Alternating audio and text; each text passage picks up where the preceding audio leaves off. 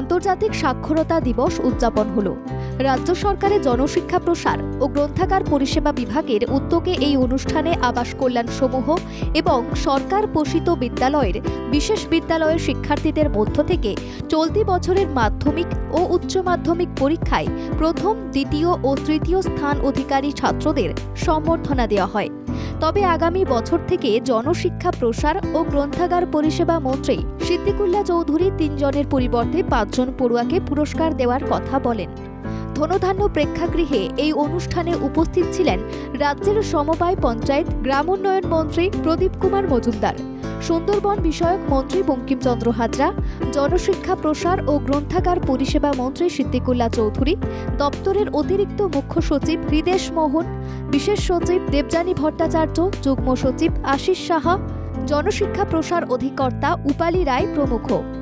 জনশিক্ষা প্রসার অধিকারের আওতায় জনশিক্ষা প্রসার বিভাগের অধীনস্থ বিশেষ চাহিদা সম্পন্ন ছাত্রছাত্রীদের জন্য বিদ্যালয় এবং আর্থিকভাবে পিছিয়ে পড়া পরিবারের ছেলেমেয়েদের আবাসিক শিক্ষা প্রদানের ব্যবস্থা রয়েছে। এই দপ্তরের অধীন 2 ধরনের বিশেষ বিদ্যালয় পরিচালনা করা হয় বলে জানালেন জনশিক্ষা প্রসার ও গ্রন্থাগার পরিষেবা মন্ত্রী সিদ্দিকুল্লাহ চৌধুরী। সরকার পোষিত বিদ্যালয়ের সংখ্যা ৭৪টি এবং রাজ্যের বিভিন্ন জেলায় সব মিলিয়ে ৪,৯৬৪ জন ছাত্রছাত্রী শিক্ষালাভ করছে এই মুহূর্তে। সরকার অনুমোদিত বিদ্যালয়ের মধ্যে ৮২ এবং রাজ্যের বিভিন্ন জেলায় এই প্রতিষ্ঠানগুলোতে ৪,৫২৯ জন ছাত্রছাত্রী শিক্ষার জন্য নথিভুক্ত আছেন। সরকার পোষিত বিশেষ বিদ্যালয়গুলিকে প্রতি মাসে ছাত্রছাত্রী পিছু ১,৬০০ টাকা করে ছাত্রাবাস বা হোস্টেল বাবদ ভর্তুকি এবং বছরে ছাত্র প্রতি ১২০০ টাকা আনুষঙ্গিক ব্যয় বাবদ অর্থ প্রদান করা হয়ে থাকে। ২০২৪ সালের মাধ্যমিক পরীক্ষায় সরকারি সাহায্যপ্রাপ্ত বিদ্যালয়গুলি থেকে ১১০ জন ছাত্রছাত্রী এবং উচ্চ মাধ্যমিক পরীক্ষায় ৫৩ জন ছাত্রছাত্রী উত্তীর্ণ হয়েছেন। এই অনুষ্ঠানে যোগ দিতে তার বিধানসভা ক্ষেত্র দুর্গাপুর থেকে অনেক সকালে বেরিয়ে সরাসরি আলিপুরে ধনধান্য প্রেক্ষাগৃহে এসেছিলেন রাজ্যের সমবায় পঞ্চায়েত ও গ্রামোন্নয়ন মন্ত্রী প্রদীপ কুমার মজুমদার। তিনি বলেন, ক্লান্তির বদলে এই অনুষ্ঠানের শেষে প্রাণশক্তিতে ভরপুর হয়ে গেলেন তিনি তার মন্ত্রিসভার সহকর্মী সিদ্দিকুল্লাহ চৌধুরী ও দপ্তরের অতিরিক্ত মুখ্য সচিব হৃদেশ মোহনের নেতৃত্বে জনশিক্ষা প্রসার ও গ্রন্থাগার পরিষেবা দপ্তর যেভাবে বিভিন্ন ক্ষেত্রে উল্লেখযোগ্য কাজ করে চলেছে তার প্রশংসা করেন। তিনি বলেন, আগে ছাত্র যুবদের মধ্যে যে ধরনের আশা আকাঙ্ক্ষা ছিল এখন তা অনেক উন্নত। সময়ের সঙ্গে সামঞ্জস্য রেখে তারা নতুন নতুন বিষয় জানার এবং পড়ার আগ্রহ প্রকাশ করে থাকেন। তিনি পড়ুয়াদের আহ্বান জানান, এই সাক্ষরতা দিবসের মূল মন্ত্র উপলব্ধি আমরা যেন সকলে করতে পারি। ভবিষ্যতের দিকে এগিয়ে যাওয়ার জন্য আমরা যে বিশ্ব নাগরিকত্বের স্বপ্ন দেখি তা আমাদের শিক্ষা, আমাদের গবেষণার সব তথ্য জ্ঞান আহরণ করতে পারি। পৃথিবীর যে কোনো প্রান্ত থেকে আমরা শিক্ষার আদান প্রদান করতে পারি। এর জন্য একাধিক ভাষার জ্ঞানও থাকতে পারলে ভালো। যাদের ভাষা জ্ঞান আছে তারা তাদের মাতৃভাষার সঙ্গে আরও একটি ভাষা জানেন, শিক্ষা লাভ করেন, তবে সারা বিশ্বে তাদের গ্রহণযোগ্যতা এবং বোধশক্তি আরও বৃদ্ধি পাবে, গ্রহণযোগ্যতা বাড়বে। বাংলা জাগকে একান্ত সাক্ষাৎকারে রাজ্যের সমবায় পঞ্চায়েত ও গ্রামোন্নয়ন মন্ত্রী প্রদীপ কুমার মজুমদার বললেন, আজকে বিশ্বভাষা দিবস উদযাপিত হলো। আমাদের জনশিক্ষা প্রসার এবং গ্রন্থাগার দপ্তরের মাননীয় মন্ত্রী জনাব সিদ্দিকুল্লাহ চৌধুরী মহাশয়ের নির্দেশে আমার এখানে আসার সুযোগ হয়েছে। আমি খুব আপ্লুত হলাম, কারণ শুধু বিশ্ব ভাষা দিবসের যে লক্ষ্য সেই সম্বন্ধে খালি শোনা নয়, যাদের সঙ্গে মিলিত হওয়ার সুযোগ হলো তারা বিভিন্ন প্রত্যন্ত জেলা থেকে এখানে অনেক ছাত্রছাত্রীর সমাগম হয়েছিল এবং তার সঙ্গে বিশেষভাবে সক্ষম ছাত্রছাত্রীদেরও যে শিক্ষার আওতার ভেতরে এনে তাদের আরও বেশি উদ্বুদ্ধ উৎসাহিত করার জন্যে তাদের পুরস্কৃত করার ব্যবস্থা করেছিলেন আমাদের মাননীয় জনশিক্ষা প্রসার যিনি দেখেন, আমাদের মাননীয় মন্ত্রী জনাব সিদ্দিকুল্লাহ চৌধুরী মহাশয়। এটা আমি জানতাম না যে এত সুন্দর এই পরিবেশে যেমন ভাষা শিক্ষার প্রয়োজনীয়তা এবং তার সঙ্গে অঙ্গাঙ্গিভাবে জড়িত শিক্ষার প্রসার, সেটাকে এইভাবে আমাদের শৈশবে কিশোরদের মনে এইভাবে উপলব্ধি করানো, এই যে প্রয়াস, তাতে আমি এসে নিজেই অনেক উদ্বুদ্ধ এবং উৎসাহিত বোধ করছি। একটা হয়তো এরকম প্রয়াস আমরা সব, যত আমাদের জনপ্রতিনিধিরা আছেন, তারা যদি এই ব্যাপারে একটু সক্রিয় হন, আমরা হয়তো অনেকটা এগোতে পারবো। আমাদের সঙ্গে আরেকজন আমাদের অগ্রজ আছেন, মন্ত্রিসভার বরিষ্ঠ সদস্য শ্রী বঙ্কিম হাজরা মহাশয়। তার অভিজ্ঞতা এ ব্যাপারে আমার থেকে অনেক বেশি, এবং তারও বক্তব্য খুব আমার কাছে শিক্ষণীয় মনে হয়েছে। আর জনাব সিদ্দিকুল্লাহ চৌধুরী মহাশয়ের তো অত্যন্ত জ্ঞানগর্ভ বক্তব্য এবং ওনার বাগ্মিতা আমাদের সবসময় খুব আকর্ষণ করে, আজকে বলবো উদ্বুদ্ধও করলো।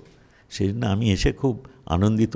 এত ছাত্রছাত্রী এবং তাদের উৎসাহিত করার জন্যে এই ধরনের একটা ব্যবস্থা, তাতে সত্যি আমি আজকে সরাসরি আমার কেন্দ্র থেকে এসেছি, দুর্গাপুর থেকে। সব ক্লান্তির কোনো প্রশ্ন নেই। আমি বরং এখন মনে হচ্ছে আমি নিজেও অনুপ্রাণিত ছাত্র হয়ে থাকলে হয়তো খুব বেশি ভালো হতো। জনশিক্ষা প্রসার ও গ্রন্থাগার পরিষেবা দপ্তরের পক্ষ থেকে প্রত্যেক ছাত্রছাত্রীকে স্কুল ব্যাগ কেনার জন্য 500 টাকা, স্কুলের জুতো কেনার জন্য 300 টাকা, উৎসবের পোশাক কেনার জন্য 500 টাকা, শীতকালীন পোশাক কেনার জন্য 500 টাকা, শিক্ষামূলক ভ্রমণের জন্য মাথাপিছু 500 টাকা এবং বিদ্যালয়ের ক্রীড়া প্রতিযোগিতা আয়োজন করার জন্য আর্থিক অনুদান প্রদান করা হয়। এই অনুদানগুলি বিশেষ চাহিদা সম্পন্ন শিশু পড়ুয়াদের সঙ্গে সমাজ কল্যাণ আবাসিক পড়ুয়াদেরও দেওয়া হয়ে থাকে। শিক্ষা ও আবাসনে সুবিধা ছাড়াও কল্যাণ আবাসগুলিতে নিয়মিত বেশ কিছু সুবিধা প্রদানের মাধ্যমে আবাসিকদের সমাজের মূল স্রোতে ফেরানোর চেষ্টা চলছে। প্রত্যেকে আবাসিকদের জন্য মাথাপিছু 2200 টাকা করে রক্ষণাবেক্ষণ ভাতা প্রদান, হোস্টেলের উন্নতি সাধন, আবাসিকদের কারিগরি প্রশিক্ষণ ও দক্ষতা উন্নয়নের ব্যবস্থা করা অন্যতম কাজ বলে জানালেন জনশিক্ষা প্রসার ও গ্রন্থাগার পরিষেবা মন্ত্রী সিদ্দিকুল্লাহ চৌধুরী। তিনি ছাত্রজীবনে উচ্চ মাধ্যমিকে প্রথম হওয়া 97 বছর বয়স্ক তার প্রয়াত মায়ের উদাহরণ দিয়ে বলেন যে শিশু কিশোরদের আগামী দিনের সুনাগরিক গড়ে তোলার ক্ষেত্রে মা এবং অভিভাবকদের ভূমিকা অপরিসীম। দপ্তরের অধীন শ্রমিক বিদ্যাপীঠ থেকে 15 বছরের বেশি বয়সীদের স্বরোজগার ও স্বনির্ভরতার লক্ষ্যে সম্পূর্ণ বিনামূল্যে বৃত্তিমূলক প্রশিক্ষণের ব্যবস্থা করা হয়ে থাকে। মন্ত্রী আরও জানালেন, তাদের দপ্তরের নিজস্ব জায়গায় উত্তর 24 পরগনার বাণীপুরে তারা একটি কলেজ করতে চলেছেন। এই বিষয়ে মুখ্যমন্ত্রী মমতা বন্দ্যোপাধ্যায়ের সঙ্গে কথাও হয়েছে। তিনি বিশেষভাবে সক্ষমদের কথা উল্লেখ করে পূর্ব মেদিনীপুরে দৃষ্টি প্রতিবন্ধীরা কিভাবে মোমবাতি এবং ধূপ তৈরি করছেন তার উদাহরণ দিয়ে বলেন, শারীরিক প্রতিবন্ধকতা জয় করে কিভাবে তারা কাজ করে চলেছেন তিনি তা দেখে অভিভূত হয়ে গিয়েছিলেন। তিনি এই অনুষ্ঠান প্রসঙ্গে এবং তার দপ্তরের কর্মকাণ্ড সম্পর্কে বাংলা জাগকে বিস্তারিত বললেন। 1967 সালে ইউনেস্কো 8 সেপ্টেম্বর থেকে সারা বিশ্বব্যাপী এই দিবসটি পালিত হচ্ছে। ইতিপূর্বে বাম জামানায়ও হতে পারে, কিন্তু 2011 সাল থেকে স্বমহিমায় এই দিবসটি পালিত হয়ে রাজ্যে সাক্ষরতার হার বাড়াচ্ছে। 17-18 পর্যন্ত কেন্দ্রীয় সরকার সাক্ষরতার জন্য পয়সা বরাদ্দ দিত, 18 সাল থেকে বন্ধ করে দিয়েছে। আমাদের দপ্তর জনশিক্ষা প্রসার গ্রন্থাগার পরিষেবা পশ্চিমবাংলায় 49 লক্ষ, মানে যারা বৃদ্ধা যুবক যুবতী তাদের স্বাক্ষর করেছে। এখন ফান্ড বন্ধ, তথাপি চেষ্টা কিন্তু চলছে। শিক্ষার হারে আমরা দেখলাম উত্তরপ্রদেশ অনেক পিছিয়ে, গুজরাট অনেক পিছিয়ে, হরিয়ানা অনেক পিছিয়ে। ভারতবর্ষ তো শিক্ষার হারে অনেক পিছিয়ে আছে। আন্তর্জাতিক সাক্ষরতা দিবসে আমাদের অনুরোধ হবে ভারতবর্ষ শিক্ষার হার বাড়াক। এটা খুব বেমানান পৃথিবীর মানুষের কাছে। দ্বিতীয় হচ্ছে, আমাদের 2 ধরনের স্কুল আছে। একটা হলো বিশেষ চাহিদা সম্পন্ন, যারা দৃষ্টিহীন, শ্রবণহীন, মুক বধির, এদেরকে আমরা পড়াই 12 ক্লাস পর্যন্ত। এদের 18 বছর পর্যন্ত লালন পালনের দায়িত্ব আমাদের। 2200 টাকা ভরণ পোষণের জন্য সরকার দেয়, শীত পোশাক দেয়, ব্যাগ দেয়, ভ্রমণের জন্য 500 টাকা দেয়, জুতো কেনার জন্য পয়সা দেয়, এবং এদের খাদ্য পরিষেবা, কটস সব কিছু সরকার বহন করে।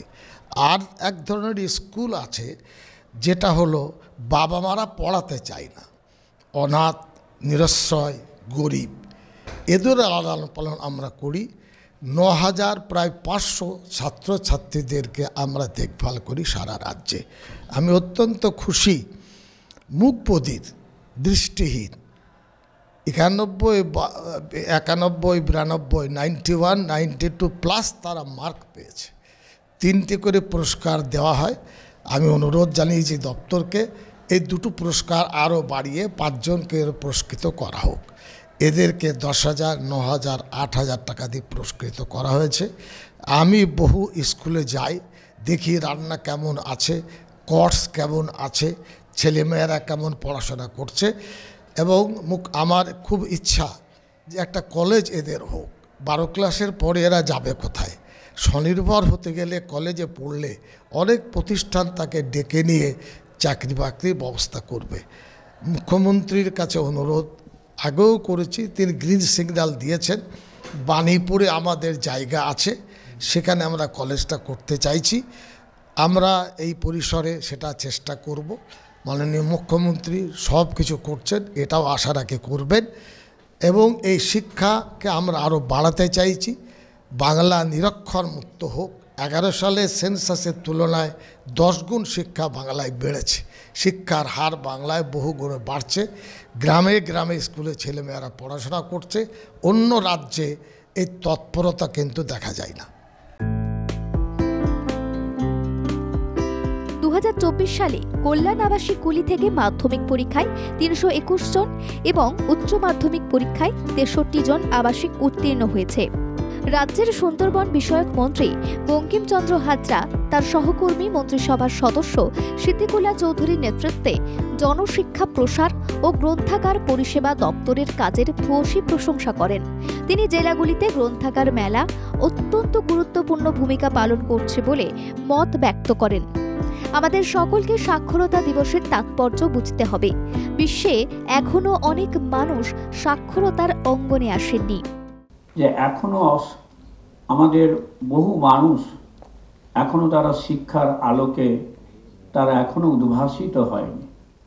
তাহলে শিক্ষা যদি আমাদের মধ্যে আলোকিত না হয়, শিক্ষায় যদি আমরা শিক্ষিত না হই, তাহলে আমাদের অজ্ঞতার সুযোগ নিয়ে এক শ্রেণীর মানুষ যারা আমাদেরকে ব্যবহার করবে, সেই জায়গা থেকে আমাদের বেরিয়ে আসতে গেলে আমাদের এই আন্তর্জাতিক সাক্ষরতা দিবসের মূল যে তাৎপর্য সেটা আমাদের উপলব্ধি করে আমাদেরকে এগিয়ে যেতে হবে এবং সকলের জন্য এই শিক্ষার যাতে প্রসার ঘটে সেই ব্যবস্থাটাকে সুনিশ্চিত করতে হবে। 2024 সালের এর থিম আমি যতটুকু উপলব্ধি করেছি যে বহুভাষাই শিক্ষা, বহুভাষিক মানে বহু ভাষার যে শিক্ষা, বহুভাষিক শিক্ষার প্রসার, বিভিন্ন ভাষাভাষী মানুষজনেরা আছে সারা বিশ্বের বিভিন্ন ভাষাভাষী, তাহলে সেই বহুভাষিক শিক্ষার প্রসার ঘটাতে হবে এবং পারস্পরিক বোঝাপড়া ও শান্তির জন্য সাক্ষরতা।